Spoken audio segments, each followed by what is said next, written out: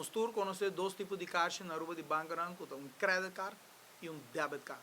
Credit card nos tur sabe via placa, então ora você paga que caixa aqui no comerciante, e gasto está grande para o comércio, para ser internacional, não te comprava um credit card fee.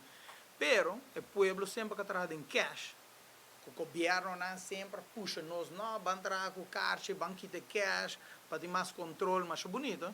Então nós temos um debit card. O debit card, estava a usar, paga na pós, na negócio, não tem um gasto, e para o comerciante tem um gasto chiquito. Sei é supposed de dar.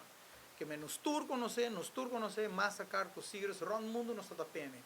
A resultado hoje, o Mastercard a compra maestro saquefo.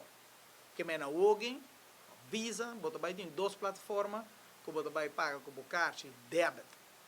O maestro que nós conhecemos debit de Mastercard ou debit de Visa. Door que companhia aqui internacional que está envolvida hoje que debit card asa local do pueblo de Aruba, a hoje tem um fee consideravelmente mais alto. Tá assim, né? Que o hobby negócio agora cobrar para lunas cava, 5 não está a sa, que o preço que ia subir drasticamente. Passou a hobby complicado para um comerciante controlar o sistema de banco com a taxela. Só não está donado de placa e depois não está cobrando um fee.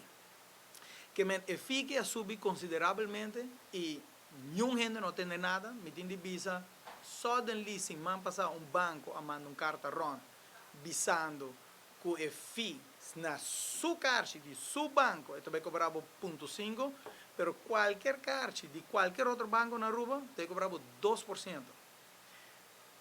Mas como de certo banco não te cobra hasta mais, pero o que sei que men?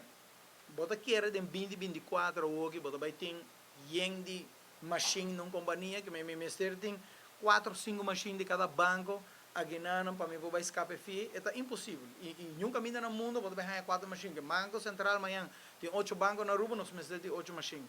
Pero está assim, de minha reunião com o banco, escuta isso aqui bom, aviso que outro ano, no matter se você vem com caixa de bom mesmo um banco, também você vai pagar fee.